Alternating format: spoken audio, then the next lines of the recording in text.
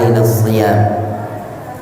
الصلاة والسلام على رسول الله صلى الله عليه وسلم الذي لا نبي بعده. Bersyukur atas segala karunia yang Allah telah berikan kepada kita. Bersalawat dan salam kepada Rasulullah Muhammad sallallahu alaihi wasallam. Para shaimin wa shaimat yang dimuliakan Allah Azza wa Jalla. Berbicara tentang berpuasa di bulan suci Ramadan, berbicara tentang kepatuhan dan ketundukan kita kepada Allah Azza wa Jalla. Orang yang patuh dan tunduk merupakan ciri orang-orang yang bertakwa. Sebagaimana yang Allah sebutkan di dalam surat Al-Baqarah, ya ayyuhalladzina amanu kutiba alaikumus shiyam kama kutiba alal ladzina min qablikum la'allakum tattaqun. Wahai orang-orang yang beriman, diwajibkan atas kalian berpuasa sebagaimana diwajibkannya terhadap orang-orang sebelum kalian agar kalian bertakwa. Jadi berbicara tentang puasa, berbicara tentang kepatuhan dan ketundukan seseorang kepada aturan Allah Azza wa Jalla. Lalu apa yang harus kita tundukkan dan patuhkan kepada Allah dari diri kita? Yang pertama adalah fikriyah. Secerdas apapun kita berpikir, sepintar apapun kita berpikir, bila mana pikiran kita bertentangan dengan aturan Allah, maka pikiran kita harus dikalahkan.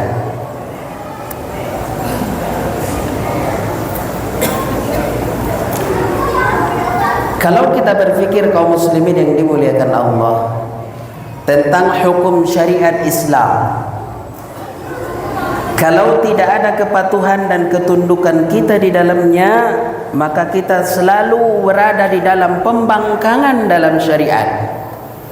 Seperti apa kira-kira contohnya? Seperti harta waris.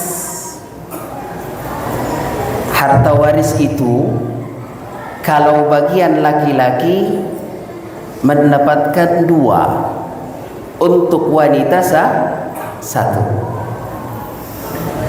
Kalau main logika pikiran kita tidak mau tunduk dengan Allah, pasti berantem antara abang kakak. Kok segitu bagiannya? Kok enggak sama?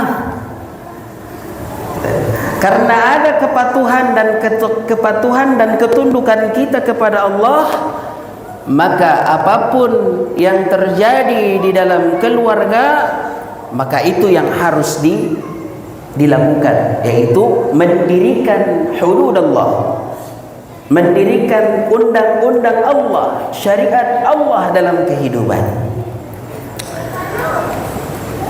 Puasa juga sama, kaum muslimin yang dimuliakan Allah.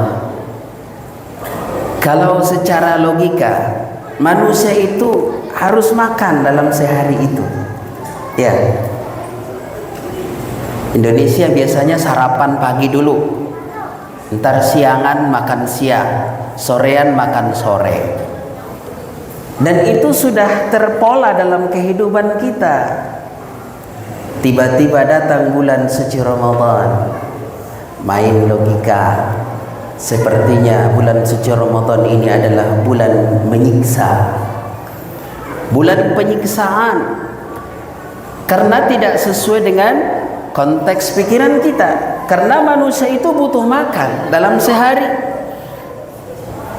Maka kalaulah bukan ketakwaan dan kepatuhan dalam diri kita, maka selalu berontak jiwa kita. Kenapa ada puasa? Maka banyak orang-orang yang di sana, di luar sana, banyak yang tidak mau berpuasa disebabkan terhalang dengan sesuatu yang dia pikirkan yang harus dia lakukan. Kalau kita punya anak remaja mempunyai rambut indah sekali, ya, mempunyai rambut indah, panjang, hitam, mengkilau lagi. Masya Allah. Secara logika, kalau ditutup kerudung, coba ya, secara logika kalau ditutup kerudung kurang pas kayaknya deh. Maka kalau tidak ada kepatuhan dan ketundukan dalam konteks hukum syariat ini, maka para remaja kita, akhwat kita selalu berontak, tidak mau menerima akan kewajiban tutup aurat dalam kehidupan dalam dirinya. Maka bulan suci Ramadan, walaupun rasanya pahit untuk tidak makan seharian dan minum seharian, tapi dengan adanya bulan suci Ramadan dan kita berada di dalam lingkaran orang yang beriman dan kita berada di dalam ciri-ciri orang yang bertakwa, apapun perintahnya semua akan kita kalahkan demi menjunjung tinggi perintah Allah Azza wa Jalla. Jadi orang yang berpuasa itu sudah pasti orangnya yang bertakwa. Karena ketakwaan itu hadir dari jiwa-jiwa yang tunduk dan patuh kepada aturan yang Allah berikan. Itu yang pertama. Jadi kalau mau kita jadi orang yang beriman yang totalitas, maka pikiran kita harus kita tundukkan kepada aturan Allah.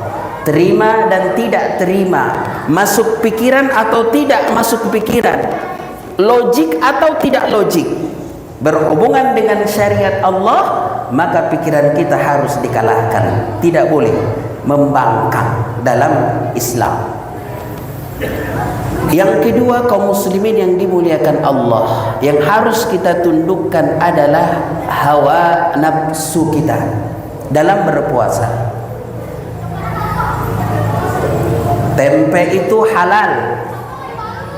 Kalau di siang hari jangan coba-coba, haram.